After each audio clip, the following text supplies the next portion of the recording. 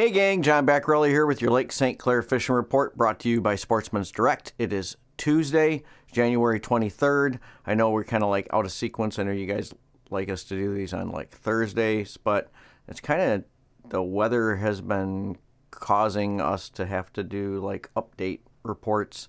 And my son's schedule, who does all the video production, has been kind of wild too. So we're having to do them on Tuesdays right now, and it's kind of worked out too with the way the weather has been. So it's all good though, and you guys know, watch our Facebook page for updates, especially now with crazy changing ice and weather conditions, and you can get the latest scoop that way as opposed to having to call the store. So anyways, well, the water temp at Belle Isle is still 32, which is great, and it just means that everything is still frozen. Nothing has really changed in that way. And it's, you know, the lake, when you get to the size of a lake like Lake St. Clair, it kind of creates its own microclimate, okay? So that water temp is important to us because it means that lake is still like a big refrigerator. And regardless of the air temps and like the rain that we've had right now, it really does help to keep the ice, you know, where it is. As opposed to if the water temp were rising, like when we get into situation in like March, late March, especially with the sun beating down on Lake Huron, and it warms that water up, and then that water flows into Lake St. Clair and undercuts the ice and erodes it from the bottom because it's warming. Right now we don't have that issue, so it's a good thing. So anyways, weather forecast. As you folks all know, looking outside, it's been kind of drizzly, freezing rain, sleety, but mostly like really light rain all day today. But the air temps were only like barely above freezing. So if it could have gone a different way today, we could have gotten heavy snow, but we didn't. We got kind of rain. So miserable day out there today for the guys that were out on the ice, except that the bite has been on. So I'll talk about weather. Well, I'll talk about weather forecast right now. So weather forecast has got it basically kind of holding in this mid 30s, a little bit warmer over the next couple of days, approaching maybe 40 degrees, but the lake will probably never see 40 degrees again because of the whole microclimate thing. But anyways, we're in a situation now where we're going to probably start to lose a little bit of thickness. And but not probably a whole lot of thickness, not in the next couple of days anyways for the weekend. I think the ice is still should be pretty much unchanged going into the weekend, but I'll be keeping tabs on that for you folks, and that's why I say watch our Facebook page for updates, because I went out today and I got a pretty good baseline of where the ice is on everything. Now, talking about the weather again, so yeah, it's going to be kind of just blah, right, for the next 10 days. And then if you look out at the end of the 10-day forecast, they got the temperatures bumping up in mid to upper 40s, and I've even seen higher than that on one of the sources that I watch. And that's kind of the bad news. So like I said, this weekend I don't think we have a problem. We get out towards the end of that 10-day forecast, then those numbers I don't like to see. But there is kind of right now, there is a silver lining to that, because if you go out a little bit further, all of the weather sources that I look at are actually calling for kind of a whiplash effect after that warm up at the end of our 10-day, and to go back into like really, really cold temperatures again. But we'll see. I mean, once you get out anything past even the 5-day forecast, I mean, well, how many schools were canceled today all across this part of the state, right? Because we were going to have snow this morning, and we woke up and I don't think any of us had snow. So they can't even forecast out, 10 hours? But anyway, so we're going to have to wait and see what happens. Hopefully we hold the ice through that 10-day period and hold it long enough that we can make it to that next Arctic blast that we're supposedly supposed to get. But right now, what this darn weather did was it caused the bite to go pretty darn good for a lot of the guys that fished, both yesterday afternoon and then into the evening yesterday. The walleye bite really turned on. Guys fishing out between Metro and Geno's, a lot of guys got fish. A lot of guys got fish again this morning. I heard of some really big fish, really big walleyes being lost at the hole, but some really good eaters and like up to 6-pounders coming through the ice. So there was a lot of guys going back out tonight, even in the rain. That's how good it was. So they're fishing like generally about 9 feet of water, 9 to 10 foot of water. I heard of guys going out as deep as like 13, and they actually didn't do as good out there as the guys that were in like 9, 10 feet of water. And again, that's between Metro and Geno's. And there were guys that were not very far off of the point at Metro, down off of the Willows in like 9 to 10 feet of water. So that's a pretty close walk if you're walking out from the boardwalk down there as opposed to hiking across all the ice. So hint, hint, wouldn't be a bad place to try. Perch fishing has been picking up too, especially up on that north end. Although guys down here around the store in the canals have been picking up some really nice perch.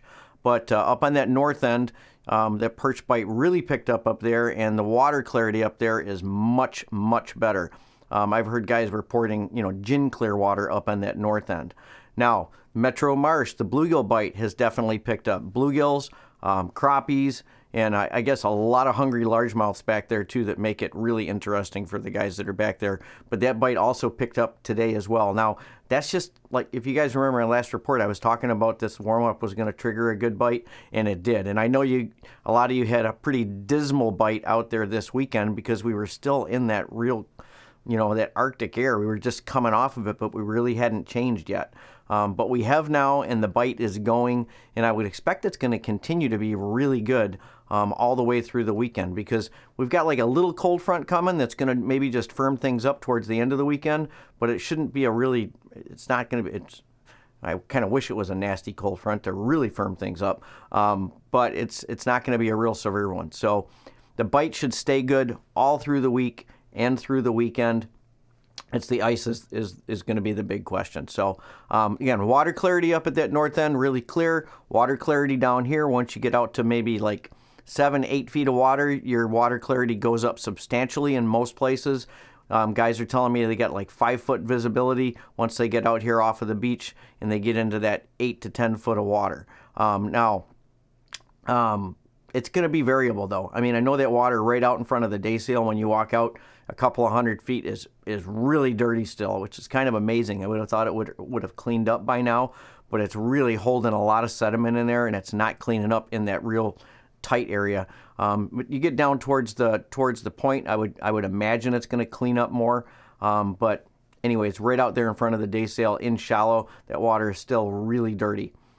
So now let's talk about the ice report a little bit in more detail. So I went back to a couple of the places today that we had cut earlier in the week, so right after it froze last week. So I went over to the Crocker Road boat launch, and I walked out in the bay there, out in front of the boat launch, and I cut a hole in pretty much the same area I did last week.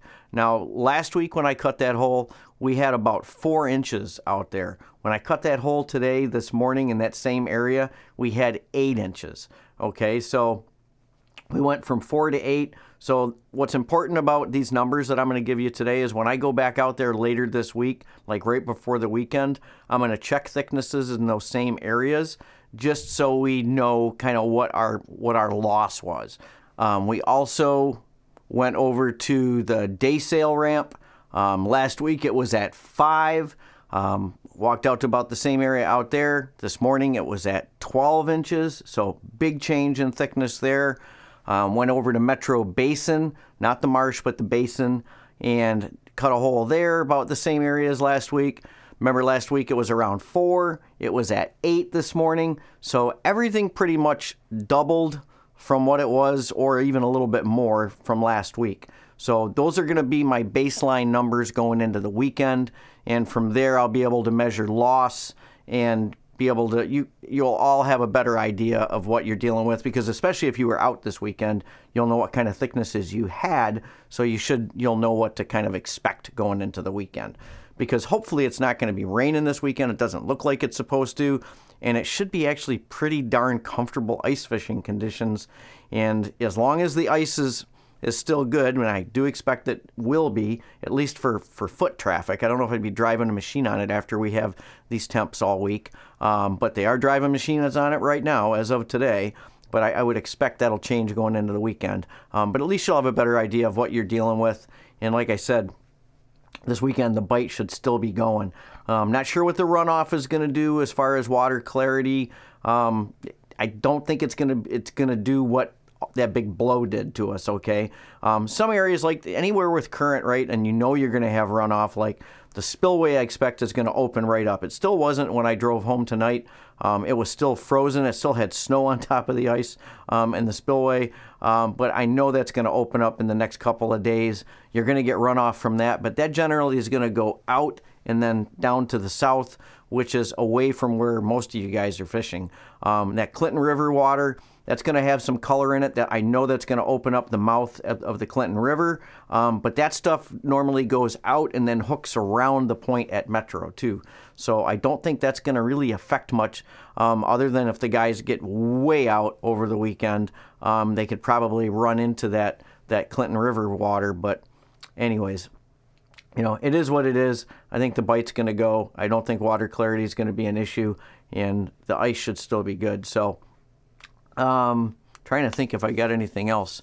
One other place. Now, I didn't go all the way up to the north and check everything on the whole lake, and that's primarily because I was really just trying to get a baseline close to the store. And you're going to have the same, whatever the losses are over the next several days, you would expect to have it up on that north end. We were getting reports of numbers up on that north end of the lake of being in excess of 12 inches, especially right out in front of Fairhaven area and in front of like the Raft Bar, where a lot of you guys like to go up in that area. And so, I mean, it's not really going to be that much of a factor for me to go up there and check all that. However, I was looking for a good satellite image, and I did get a good satellite image 2 days ago. Okay, we finally had clear skies, and it kind of coincided with when that satellite was over the area, and we got a decent satellite image. We also had what I think it shows is that we had a bit of a blow. We had kind of a north blow there. If you guys remember, it was kind of brutally cold.